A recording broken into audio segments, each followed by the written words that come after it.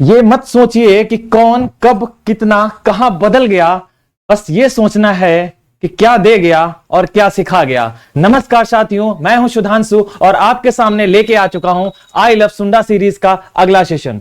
साथियों, आज आपका जो प्यार देख रहे हैं हम सुंडा सीरीज के लिए, ये वास्तविक में काबिले तारीफ है। हम आपकी बहुत ज्यादा सराहना करते हैं और एक काम करेंगे आप ये कि ज्यादा से ज्यादा इसको शेयर करने का काम करते रहेंगे। साथियों, हमारी टेस्ट सीरीज आ रही है, उसको भी आप इनरोल कर लेंगे। जितना हम पढ़ा रहे हैं उसी के प्रश्न आपको उसमें मिलने वाले हैं। आप इनरोल करके अपने आप को एक्सपेंड कर सकते हैं। क्या हमारा ऐप का नाम क्या है? ACI agriculture. एसीआई एग्रीकल्चर आप सर्च करेंगे साथियों, आपको हमारा ऐप मिल जाएगा। इसके बाद आप हमारे सेक्शन आई लव सुंडा सीरीज टेस्ट सीरीज में जाएंगे, 29 का आप पेमेंट करेंगे, इसके बाद आप एनरोल हो सकते हैं। साथियों, हमारा बैच चल रहा है, इसके बारे में तो आपको जानकारी दे ही चुके हैं, इसको भी आप एनरोल कर सकते हैं। एग्रीकल्चर अगर सब्जेक्ट चेंज होता है तब तो हम तो हैं ही हैं, शुभम सर भी हैं, और अगर हमारा सब्जेक्ट यही रहता है तो जनरल साइंस हम पढ़ा रहे हैं। इसके बाद और सारे सब्जेक्ट के अलग अलग टीचर हैं, बहुत बेहतरीन आपको बैच देने वाले हैं। चलिए साथियों, आगे बढ़ते हैं। आज हम लोग क्या करने वाले हैं? सुंडा को आगे बढ़ा रहे हैं। आज हम लोग दिन जानेंगे किसके लिए कौन सा दिन निर्धारित कर दिया गया। साथियों, क्या है कि कुछ फेमस डे हैं और किसके लिए हैं ये सब चीजें लिखी हुई हैं, जल्दी जल्दी से हम लोग पढ़ लेंगे। साथियों, 2 फरवरी वेटलैंड डे। क्या है? 2 फरवरी वेटलैंड डे बहुत इंपॉर्टेंट है, उसे याद कर लेंगे। साथियों, 15 मार्च है world consumer day. World consumer day. साथियों, 21 मार्च का हमने वीडियो बनाया था, क्या था? World forestry day. और 22 मार्च को वाटर डे और 23 को मेट्रोलॉजिकल डे। साथियों, तीनों चीजें हमने बताई थी। साथियों, 3 मार्च को राजस्थान दिवस होता है, ये भी याद कर लेंगे। और 5 जून को इन्वायरमेंट डे होता है। क्या है? Environment day. और हेल्थ डे कब होता है साथियों? 7 तारीख को। कब? 7 तारीख को। और 22 अप्रैल को क्या होता है साथियों? 22 अप्रैल को होता है पृथ्वी दिवस, याद कर लेंगे। 22 को पृथ्वी दिवस। साथियों, 11 जुलाई को पॉपुलेशन डे। साथियों, पॉपुलेशन डे को तो हमने बहुत अच्छे से याद किया था, कैसे हम आपको बताते हैं। देखिए, आपको पता है पॉपुलेशन कब बढ़ेगी? पॉपुलेशन तब बढ़ेगी जब 2 लोग होंगे।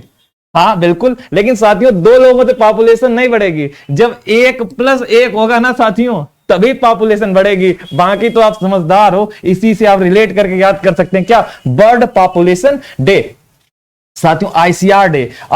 कब है? 16 जुलाई। देखो, 16 जुलाई, 16 सितंबर, 16 अक्टूबर। देखो कैसे रिलेट करना है। 16 जुलाई को क्या है? ICR day. आईसीआर की स्थापना होती है। इसके बाद में 16 सितंबर। साथियों, सितम इतना ढाया हमने किसके? ओजोन के ऊपर। आज ओजोन कैसी हो गई? ओजोन परत हमारी खराब हो गई है। आज पराबैंगनी किरणें कहां आ रही हैं? हमारे पृथ्वी पर आ रही हैं, तो उससे याद कर लेंगे। 16 अक्टूबर साथियों, इसमें 2 अक्टूबर में 2 ओ हैं। और साथियों, फूड डे में भी कितने 2 हैं? 2 ओ हैं। कितने हैं? 2 ओ हैं। ऐसे करके हम लोग याद कर लेंगे। देखिए, हंस हंस के चीजों को याद कर लेंगे, काफी खेल खेल में चीजें क्या हो जाएंगी? हमको याद हो जाएंगी। ठीक है, चलो आगे बढ़ते हैं। साथियों, 4 दिसंबर को क्या है? Women in agriculture day. जो वीमेन है साथियों, वो कब आई है? हमारी वीमेन आई है हमारी 4 को। कब आई है? 4 को। ठीक है साथियों, 3 दिसंबर को क्या हो? 23 दिसंबर को क्या होता है साथियों? किसान दिवस। क्या है? किसान दिवस। साथियों, जो किसान दिवस है ना, ये हमारे चौधरी चरण सिंह जी हैं, उनकी याद में हम लोग मनाते हैं। उन्हीं का बर्थडे है साथियों, उन्हीं के दिन हम लोग मनाते हैं। और 5 दिसंबर को साथियों क्या होता है? 5 दिसंबर को सॉइल डे है। क्या है? सॉइल डे है। क्या करेंगे? एक एक करके सारी चीजों को हम लोग रट लेंगे। ठीक है, आगे बढ़ते हैं साथियों। अब आई है स्कीम। क्या है? स्कीम। स्कीम को हम लोग मात्र और मात्र क्या करेंगे? सुपरफिशियली देख लेंगे। होता क्या है, स्कीम से प्रश्न बहुत आते हैं। आप एएफओ का एग्जाम देने जाएं, आप नाबार्ड का एग्जाम देने जाएं, आप किसी भी, आप पीसीएस के एग्जाम में बैठेंगे, आप स्कीम बहुत मिलेंगी। लेकिन करना हमको इतना है कि स्कीम को हम एक एक करके यहां पे थोड़ी थोड़ी चीजें जान लेंगे। लेकिन हम स्कीम के अलग वीडियो प्रयास करेंगे, हर स्कीम का एक वीडियो लेके आए, जैसे अभी हमने 1-2 दिए हैं, ऐसे ही करेंगे हम लोग। क्या? स्कीम का वीडियो, जिससे कि हम स्कीम की सारी चीजें जान ले। अगर हम समस्त तथ्यों को जान गए तो प्रश्न कहीं से भी आए, क्या करेंगे हम लोग? उसको खत्म कर देंगे। ठीक है, इस प्रकार से पढ़ेंगे। चलिए, फर्टिलाइजर ट्रेड, पहले कुछ चीजें अभी तथ्यवार तरीके से जान लें, इसके बाद हम लोग उसी पे आते हैं। फर्टिलाइजर ट्रेड क्या है साथियों? India is meeting 85% urea requirement through the indigenous production. हमारी 85% जो है हम लोग खुद पूरी कर लेते हैं, लेकिन हम लोग जो पोटास है और फास्फोरस है साथियों, ये क्या करते हैं? बाहर से मंगाते हैं। याद है, ये हम लोग कहां से मंगाते हैं? बाहर से। इस पे हम लोग बहुत ज्यादा डिपेंडेंट हैं दूसरी कंट्रीज के लिए।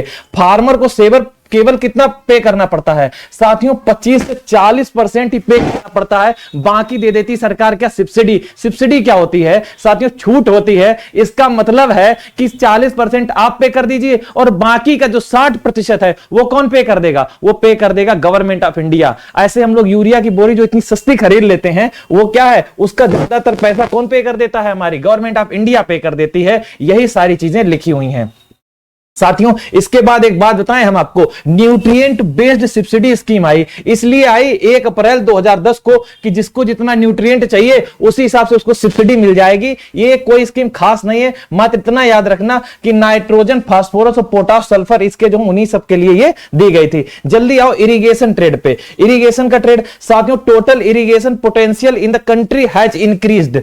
इंक्रीज क्या हो गया है? हमारा जो इरिगेशन पोटेंशियल वो बढ़ गया है। कितना? फ्रॉम 81.1 से अब हमारा बढ़ के कितना हो गया है? 108.2। साथियों ये मार्च 2010 का है, लेकिन अगर आज की बात करो साथियों तो कितना है? आज का करंट डाटा है 139.5। इसको याद कर लेंगे। अगर प्रश्न आता है ना तो ये पूछेगा, ये इसीलिए हमने इसमें करंट का डाटा डाल दिया है साथियों। जो 75% हम लोग एनुअल रेनफॉल है वो हम लोग कहां से पाते हैं? हम लोग साउथ वेस्ट मानसून से पाते हैं। मानसून जब पढ़ाएंगे तब हम बताएंगे मानसून दो तरीके के होते हैं, एक किधर से आता है? साउथ वेस्ट से आता है, और एक आता है नॉर्थ ईस्ट से। जो हम लोग मेनली हमारा है रेनफॉल वो किससे होती है? हमारा होता है साउथ वेस्ट मानसून से। यही सारी चीजें यहां पर लिखी हुई हैं। चलिए आगे बढ़ते हैं साथियों। स्कीम है हमारी, छोटी छोटी स्कीम है, लेकिन इनमें ना तथ्य बहुत दे दिए। तथ्य के हिसाब से हमें सारी चीजें रट लेनी है, क्योंकि प्रश्न आएगा और हम करके चले आएंगे और हमारा क्या हो जाएगा? उद्धार हो जाएगा। ठीक है ना, हमको उद्धार ही तो करना है अपना। ठीक है, चलो आगे बढ़ते हैं साथियों। सबसे पहली आती है national food security mission. Food security करने के लिए मतलब कि फूड सिक्योरिटी का ही मतलब होता है खाना को क्या है, हमको अच्छा करना है, उन पे हमें सिक्योर करना है, ताकि आगे आने वाली जो हमारी पीढ़ी है साथियों उसको इतना नुकसान ना झेलना पड़े। हम फूड सिक्योर कर लेंगे तो बेच भी लेंगे, और बेच लेंगे तो क्या होगा? पैसा भी आ जाएगा। यही तो स्कीम है हमारी। अच्छा, कोई भी स्कीम है उसका एक कोई ना कोई मतलब होगा। ठीक है, ऑब्जेक्टिव के बिना कोई स्कीम नहीं बनाई जाती साथियों। सरकार को जब कोई काम करवाना हो आपसे तो वो स्कीम लॉन्च कर देती। क्या कर देती? स्कीम लॉन्च कर देती है। स्कीम में क्या करेगी? थोड़ा आपको देगी लालच। क्या देगी? लालच। लालच से आप क्या है? अंदर आ जाएंगे। स्कीम के अगर आप दायरे में आ गए, आपने एक बार ले लिया उसका फायदा, तो सरकार को जो चाहिए वो चीज इंप्लीमेंट करा दी। ठीक है ना, इस प्रकार से स्कीम को लाया जाता है। इसका मतलब क्या था? इसका सिर्फ एक काम था कि फूड को क्या करना है? सिक्योर कर लेना है। बस उसी लिए ये स्कीम लाई गई। कौन लेके आया साथियों? ये लेके रवि 2007 में सरकार लेके आया। दो प्रकार की स्कीम आगे पढ़ेंगे हम, बार सब चीजों को नहीं बताएंगे। क्या करेंगे ऐसे जान लेते हैं। एक होती सेंट्रल सेक्टर स्कीम और एक होती central sponsored scheme. Central sector का मतलब क्या होता है साथियों? ये होता है कि जो स्कीम आई है वो पूरी किसकी है? वो पूरी की पूरी गवर्नमेंट ऑफ इंडिया की है। लेकिन अगर हम कहते हैं सेंट्रल स्पॉन्सर्ड तो साथियों इसका मतलब क्या होता है? इसका मतलब है वो हमारी चलाई किसने है? वो चलाई तो हमारी केंद्र सरकार ने है, लेकिन उसमें कुछ कंट्रीब्यूशन किसका रहने वाला है? राज्य सरकार का रहने वाला है। तो दोनों स्कीमों में अंतर है। कुछ स्कीमें हमने जानी होंगी, जैसे पीएम किसान जो स्कीम थी उसमें टोटल का टोटल पैसा कौन दे रहा था? उसका दे रहा था केंद्र सरकार। अगर केंद्र सरकार दे रहा है इसका मतलब क्या है? वो सेंट्रल सेक्टर स्कीम हो गई। साथियों कुछ ऐसी भी स्कीम है जो सेंट्रल स्पॉन्सर्ड होती हैं, जैसे सोयल हेल्थ कार्ड वगैरह है। इसमें क्या है? दोनों लोग मिलकर देते हैं। ये चीज समझ में आ गई? ठीक है। अच्छा, एक और बात बता देते हैं साथियों। जो हमारे यूटी हैं, यूटी, वहां पर सेंट्रल सेक्टर जो होती है वो स्कीम कितनी होती है? 100% तो होती है, लेकिन जो सेंट्रल स्पॉन्सर्ड है वो भी 100% चली जाती है, क्योंकि वो सरकार कहां किसकी होती है?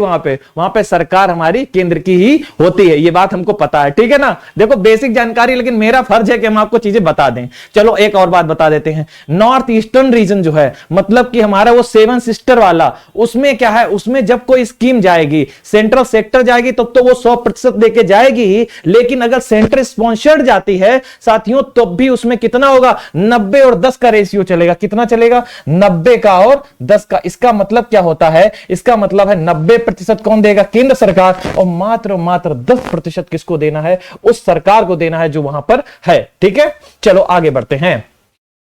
साथियों जब ये आई ना तो इसका एक मकसद था कि फूड को सिक्योर करना है, मतलब कि हमको प्रोडक्शन बढ़ा देना है। इसने एक लक्ष्य रखा कि हम लोग क्या करेंगे, 8 10 8 और 2 का बढ़ाएंगे। 10 क्या बढ़ाएंगे, राइस का प्रोडक्शन, 8 क्या है गेहूं का, और 2 क्या है दलहन को बढ़ा ले जाएंगे। इन्होंने लक्ष्य रखा साथियों, और इनको लक्ष्य प्राप्त भी हो गया। अगर इनको लक्ष्य प्राप्त हो गया तब इनकी क्या है, अब तो क्या है, हमारी लालसा बढ़ जाएगी। और लालसा बढ़ी नहीं कि इन्होंने फिर दोबारा इसको लॉन्च किया, लेकिन वो इतनी अच्छी नहीं चल पाई थी। ठीक है, यही सारी चीजें यहां पे लिखी हैं साथियों। इसके बाद ये एक चीज और लेके आए थे, ये लेके आए थे A3P।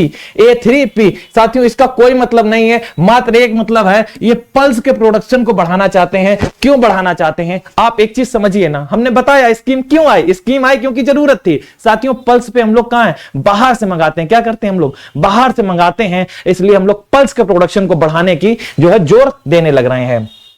फिर आती है राष्ट्रीय कृषि विकास योजना। साथियों कृषि का विकास कराना है। कृषि का विकास कैसे कराना है साथियों, इन्होंने एक लक्ष्य रखा कि कृषि को कुछ ना कुछ बढ़ना चाहिए। कितना बढ़ना चाहिए, कहने लगे 4% एक साल में तो बढ़ा दो, जितना है तो 4% तो बढ़ा लो। यही लक्ष्य के साथ में हमारी एक स्कीम रख दी गई, क्योंकि साथियों लोग जो है ना, हमको डेवलपमेंट की तरफ जाना है। सरकार सिर्फ इसलिए लेके आएगी कि कैसे क्या हो कि हमको बढ़ोतरी मिल जाए बस। और ये कब आई थी, 11th 5 ईयर प्लान में। साथियों 5 ईयर प्लान कब तक रहे थे, 2014 तक। इसके बाद क्या हो जाते हैं, ये खत्म हो जाते हैं। क्या आ जाता है, नीति आयोग हो जाते हैं। ठीक है ना, इसके चेयरपर्सन कौन होते हैं, नरेंद्र मोदी जी होते हैं। ठीक है ना, आज हमने एक जब अभी हम क्लास ले रहे थे तो हम नीति आयोग का नाम आया, हमने पूछा बच्चे से इसके बताओ इसके जो चेयरपर्सन होते हैं कौन होते हैं, कह रहे हैं इसके हमेशा मोदी जी रहेंगे। हमने कहा ऐसा कहा है, कह रहे हैं क्योंकि वो प्रधानमंत्री हैं। तो हमने प्रधानमंत्री हैं, ये बात तो ठीक है, क्योंकि प्रधानमंत्री इसलिए रहेंगे, इसलिए नहीं रहेंगे क्योंकि वो हमेशा ही रहने वाले हैं। उनको लग रहा है क्या कि मोदी जी जाएंगे ही नहीं और राहुल गांधी आएंगे ही नहीं। गलत बात है भाई, सब लोगों को सम्मान करना चाहिए। पार्टी है, बच्चे ऐसे सोचेंगे तो बड़ी गलत बात हो जाएगी। चलिए राष्ट्रीय कृषि विकास योजना जान ली, आगे बढ़ते हैं।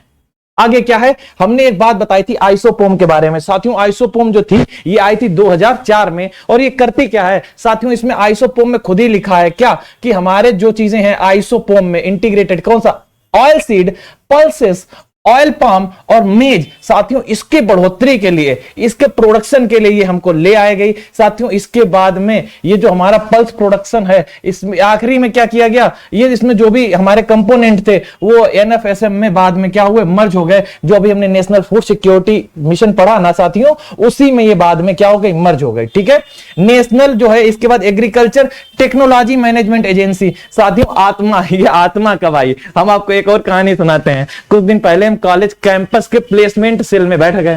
प्लेसमेंट सेल में बैठे थे तो जब बच्चे, भाई वहां पे क्या होता है कि बच्चे प्लेसमेंट सेल में बैठ जाते हैं। क्या है कि एक साथ बुला लिए जाते हैं 100 से 200, 3 घंटे 4 घंटे में इंटरव्यू होने होते हैं, मतलब कम प्लेसमेंट जाता है। तो वहां क्या होता है कि बुला लिए गए और 3-3 4-4 का एक साथ क्या करा दिया, इंटरव्यू करा दिया कि चलो आओ जल्दी जल्दी इंटरेक्शन कर लो आके, जल्दी जल्दी। उन्हें मालूम है तुम सबको क्या करना है, निकाल देना है, लेकिन वो ऐसे कर लेते हैं।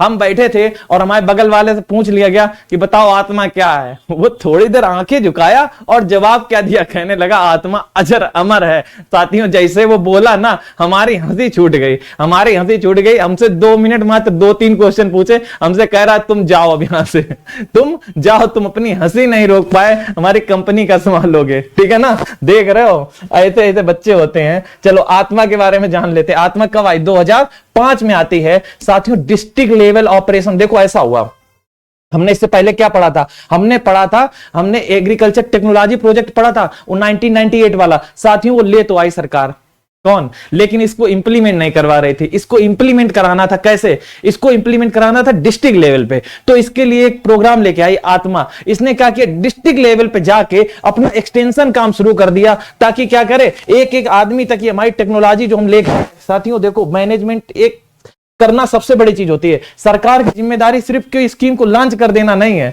इसके बाद उसको स्प्रेड भी करना है, लोगों तक भी पहुंचाना। आज तो आ गया क्या जमाना, आज तो ये आ गया मोबाइल सबके हाथ में है।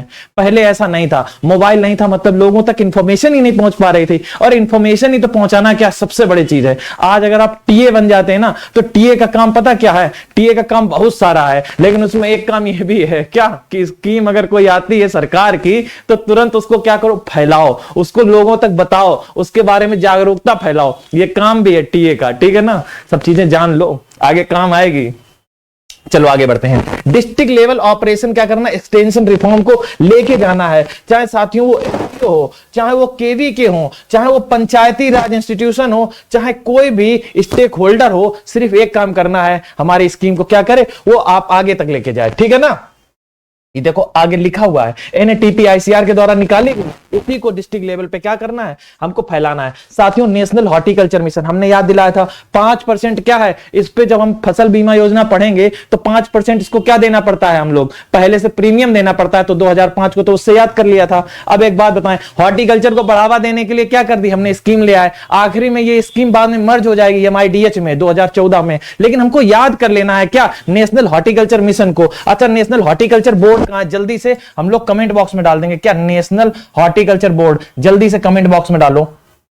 चलो आगे बढ़ते हैं, आगे क्या है, आगे है national mission on micro irrigation. साथियों माइक्रो इरिगेशन का मतलब वही माइक्रो इरिगेशन जिससे हम लोग क्या करें, पानी की बचत और पानी ज्यादा फैला लें, मतलब कम पानी में ज्यादा सिंचाई, तो क्या है, माइक्रो इरिगेशन है, उसी की तो बात कर रहे हैं। वही लेके आई सरकार, कब लेके आई, 2010 में। करना क्या था, करना सिर्फ इतना था, ये भी 11th 5 ईयर पीरियड में आती है, और ये करना ये मात्र कौन सा, ड्रिप इरिगेशन और स्प्रिंकल इरिगेशन, दोनों टपक विधि है हमारी और छिड़क विधि है, दोनों की दोनों विधि क्या करी हमने लगा दी, चाहे कोई स्टेट हो, चाहे कोई भी हमारा क्या हो, अपना जिला हो, सब कहीं एक ही काम करना है, यूटी हो, सब कहीं एक काम करना है, क्या हमारी जो है इरिगेशन फैसिलिटी जो है माइक्रो इरिगेशन की पहुंचा दी। साथियों नेशनल बंबू मिशन, साथियों नई जो हमारी आई है ना, क्या सुंडा, उसमें थोड़ा सा गलत लिखा है, कहीं कहीं 2004 लिखा है, याद कर लेना 2006 आया, 2006-7 में ही बंबू आया था, याद कर लेना। कैसे याद कराए थे, याद है कुछ, बंबू जो होता है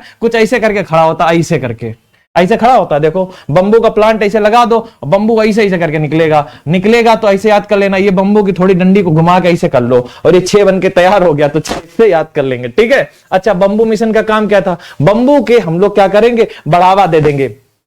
बंबू को पता क्या बोलते हैं, बंबू को बोलते हैं ग्रीन गोल्ड, क्या बोलते हैं, ग्रीन गोल्ड। साथियों ग्रीन गोल्ड हम लोग अफीम को भी बोलते हैं, किसको बोलते हैं, अफीम, वही शंकर जी की बूटी। ठीक है, अच्छा दोनों चीजों को ग्रीन गोल्ड बोलते हैं। तो ग्रीन जो हमारा ग्रीन गोल्ड है इसको याद कर लेंगे, और ग्रीन रिवोल्यूशन से ना जोड़ लेना, ग्रीन रिवोल्यूशन जो था वो काय के लिए था, अनाज के लिए था। ठीक है, चलो आगे बढ़ते हैं। साथियों एक था किसान क्रेडिट कार्ड, क्रेडिट क्यों देनी पड़ी, साथियों 1998 का टाइम आता है, एक चीज समझ में आती है कि जो हमारे किसान हैं इनको थोड़ी थोड़ी जरूरतें हैं, इनकी जरूरत के लिए मनी लेंडर के पास जाते हैं, मनी लेंडर के पास गए, फिर इसके बाद उन्होंने वहां से पैसा ले लिया, जमीन भी डूब जाती है, पैसा भी वो लोग बहुत ज्यादा इंटरेस्ट रेट पे देते हैं। तो सरकार ने एक स्कीम निकाली कि हम थोड़ा पैसा देंगे और 1 साल के अंदर आप जमा कर दो तो हम आपको क्या करेंगे, फायदा भी पकड़ा देंगे, आपसे बहुत कम इंटरेस्ट रेट भी ले लेंगे। ठीक है ना, ये स्कीम निकाली। स्कीम में था क्या, उन्होंने कहा कि हम आपको क्या 9% चल रहा है ना, 9%, हम आपको 7% पे देंगे। कितने पे देंगे, 7%। ये 2% क्या था, ये था सबवेंशन, क्या था, इंटरेस्ट सबवेंशन। साथियों इसके बाद में उन्होंने एक और बात कह दी, क्या कि अगर आपने टाइमली रिपेमेंट कर दिया, टाइमली रिपेमेंट मतलब अगर हमने 1 साल की लिमिट दी है ना, आप 1 साल के अंदर अगर आपने पेमेंट भी कर दिया तो साथियों हम आपसे 4% लेंगे। कितना लेंगे, 4% ही लेंगे, जो याद कर लेंगे। इफेक्टिव रेट ऑफ इंटरेस्ट कितना है, 4%, इंटरेस्ट सबवेंशन कितना है, 2। और एक बात, अगर आपने टाइमली रिपेमेंट कर दिया तो एक्स्ट्रा सबवेंशन वो कितना है, 3। तीनों चीजें याद कर लेंगे। और एक बात, 3 लाख तक का लोन मिल सकता है, कितनी, 3 लाख तक का, ये भी याद कर लेना। एक और बात बता दें आपको, इससे ज्यादा भी मिल सकता है, ये कोलेटरल फ्री है, इसमें कोई भी चीज आपकी गिरवी नहीं रखी जाएगी, तब 3 लाख तक का मिल जाएगा। एक और बात याद कर लेना, 1.6 है जो, वो कतई कोलेटरल फ्री है सबके लिए, याद कर लेना। चलो ठीक, आगे बढ़ते हैं। किसान क्रेडिट कार्ड जान लिया, ठीक, कब आया, 98 में। वही सारी चीजें लिखी हैं जो हमने आपको बताई हैं। इसके बाद आता नेशनल एग्रीकल्चर इंश्योरेंस स्कीम। साथियों इंश्योरेंस स्कीम आई, इंश्योरेंस करेगी काहे के लिए, खेत का इंश्योरेंस काहे के लिए, साथियों पहले से हम प्रीमियम ले लिए, इंश्योरेंस कर दिया, अगर आपकी फसल खराब होती तो हम लोग दे देंगे। बाद में ये जाके जब फसल बीमा योजना आई ना तो खत्म भी हो गई, इसलिए इतना अच्छा इंपॉर्टेंट नहीं है, लेकिन ये जान लो इंश्योरेंस स्कीम कब आती है, ये आती 99 और 2000 में। ठीक है, ठीक है, आगे बढ़ते हैं। आगे क्या है, किसान कॉल सेंटर। साथियों किसान कॉल सेंटर ना, किसानों की सुविधा के लिए कॉल सेंटर बना दिया गया। मतलब आप जब भी कॉल लगाओ, इनसे हेलो करो और इनको अपनी समस्या बताओ, ये आपको क्या बताएंगे, समाधान बताएंगे। किसान कॉल सेंटर में भी एग्रीकल्चर की जॉब निकलती है। इसके बाद जो एग्रीकल्चर का स्पेशलिस्ट लड़का होता है उसको उठा लिया जाता है। फिर आप क्या करेंगे, वहां जाके हेलो हेलो आपका फोन आएगा, आप बराबर उनको बात करके सोल्यूशन देंगे। साथियों, सुबह 6 बजे से लेके रात में 10 बजे तक आप समस्या का समाधान करेंगे। छुट्टी एक भी नहीं होगी। जब बैठेंगे आप सोमवार से लेकर रविवार तक बराबर आपको कॉल रिसीव करनी है। 22 भाषाओं में साथियों अवेलेबल है। कोई भी भाषा में आपसे बात करी जाएगी तो आपको बात करनी है, लेकिन आपके रीजन के हिसाब से दे दिया जाता है। जिस क्षेत्र में आप है वहां पे आपकी वही भाषा होगी। एक और बात, इसका जो नंबर है वो याद कर लेना, 180018015551। कैसे याद कर लेंगे, 1800 1800 फिर 180 फिर 1551, इस तरीके से याद कर लेंगे। सारी चीजें कवर हो गई, ठीक है। चलो आगे बढ़ते हैं। एक टोल फ्री नंबर है साथियों, पैसा वैसा नहीं लगता, कभी भी कॉल करो, ऐसे ही मजाक कॉल करके एक बार पूछ लेना कि और बताओ तुम लोग क्या कर रहे हो, कुछ बता नहीं रहे हो क्या, इस तरीके के कॉल करके आप पूछ लेना, आपको पता है और याद भी हो जाएगा। ठीक, protection of plant varieties farmer right act. साथियों ये याद कर लेना, सिर्फ और सिर्फ फार्मर राइट एक्ट ये हमारा जो आया है ना, ये साथियों जो आया है हमारा 2005 में सबसे पहले आया है, नवंबर 2005 में स्टैब्लिश होता है। और ये जो मेनली एक्ट है हमारा, ये 2001 का है। कब का है, 2001 का है। साथियों सिर्फ इतनी बात याद कर लेना, ये एक्ट जो है PPVFR ये 2001 का है, बहुत इंपॉर्टेंट है, कुछ एग्जाम में आया इसलिए इसको हमने डाल दिया। चलो साथियों, integrated scheme for agriculture marketing. साथियों मार्केटिंग का मतलब क्या होता है, मार्केटिंग का मतलब होता है मार्केट बनाना। साथियों मेन मकसद इसका क्या है, वैल्यू चेन जो है उसको बनाना। आप कहेंगे वैल्यू चेन क्या होती है, साथियों एक बात बताएं आपको क्या करना होता है। वैल्यू चेन का मतलब होता है चीजों को जोड़ लेना।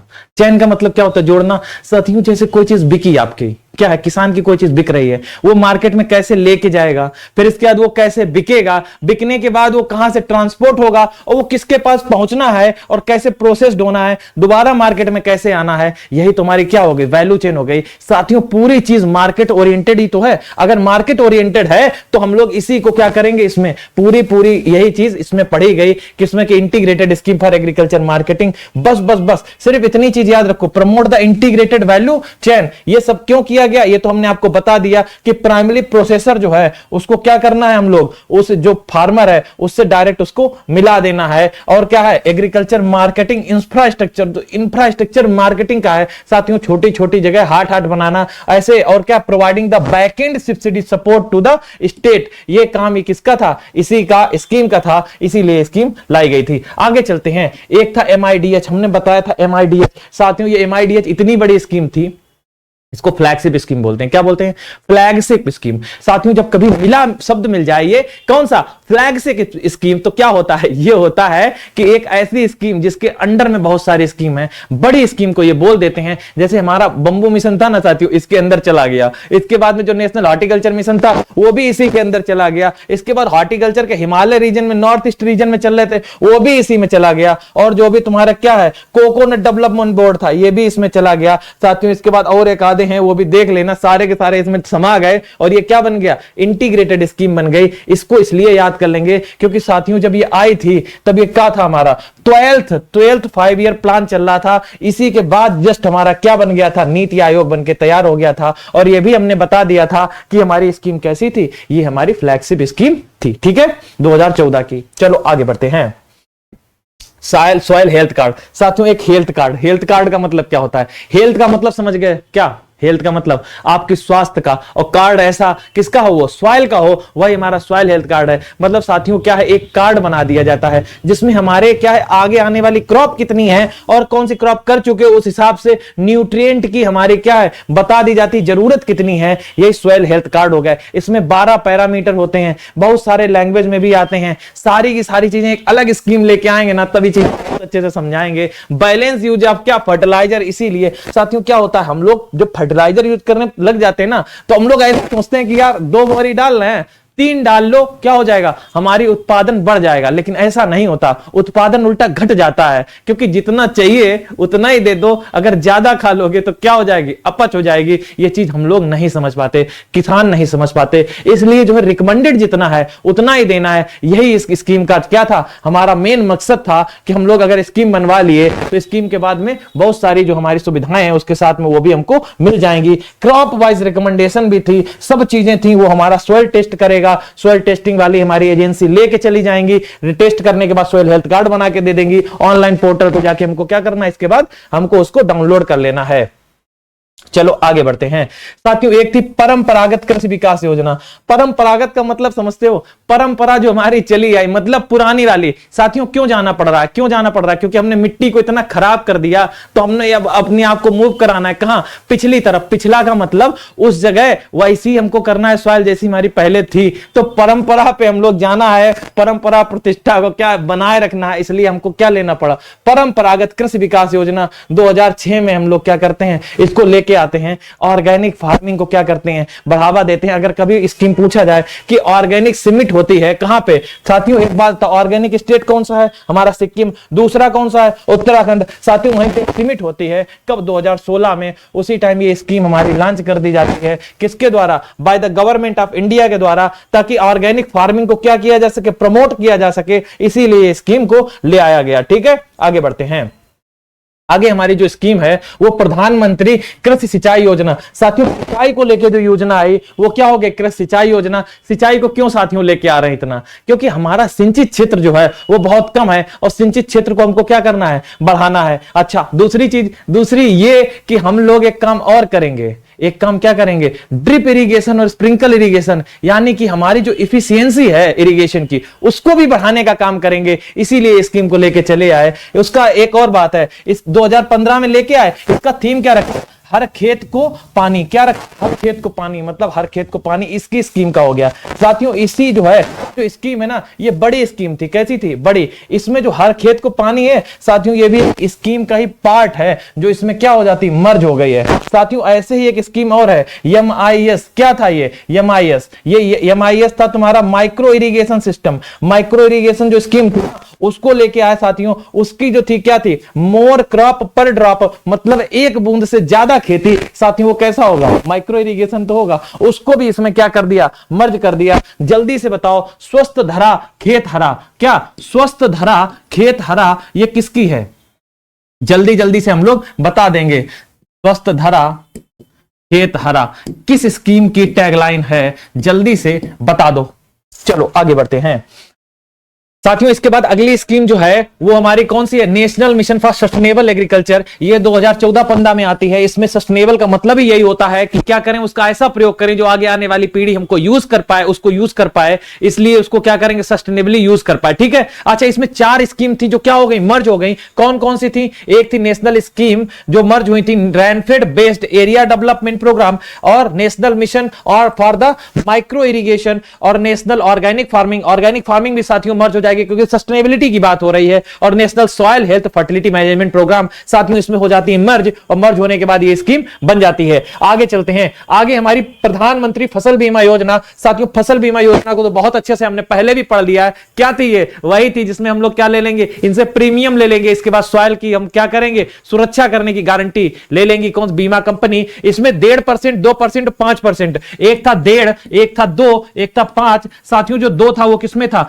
रबी में था। किसमें था, रबी में। और 2 था वो किसमें था, खरीफ में था। और साथियों हॉर्टिकल्चर या कॉमर्शियल क्रॉप है तो 5, क्योंकि 2005 में क्या आया था, नेशनल हॉर्टिकल्चर मिशन। ठीक है ना, इतनी चीजें याद कर ले। अच्छा देखना, इसको याद करने का तरीका है, 2 क्यों ले रही है खरीफ में, आपको पता है खरीफ में बारिश होती है। बारिश होती है मतलब क्या होगा, बारिश होने से पानी ज्यादा आएगा, खेत जो है खराब होने की ज्यादा क्या है, चांस है। अगर चांस ज्यादा है तो साथियों उसमें थोड़ा सा क्या ले लेंगे, ज्यादा ले लेंगे, इसलिए 2% ले लेते हैं। साथियों एक और स्कीम हमने लिख दी है, प्रधानमंत्री जनधन योजना। दुनिया की सबसे बड़ी फाइनेंशियल इंक्लूजन, वित्तीय समावेश की योजना कौन सी है, जनधन योजना है। इसमें खाते खुलवा दिए जाते हैं सभी के, जीरो बैलेंस वाले। याद है ना, खुलवाए तो हो गए आप भी, है ना, वही वाली स्कीम है ये। अच्छा, इसके किया क्या, इसने नरेंद्र मोदी जी लेके आए थे। कौन लेके आए थे? हमारे नरेंद्र मोदी जी लेके आए थे। प्रोग्राम किसका था? एक गवर्नमेंट ऑफ इंडिया का था। इसमें मिनिस्ट्री ऑफ फाइनेंस जो थी वो थी। इसको याद कर लेंगे, ठीक है। आज का लेक्चर है जो यहीं तक है। इसको क्या करेंगे हम लोग, लाइक शेयर सब्सक्राइब वाला काम कर देना, एक बात।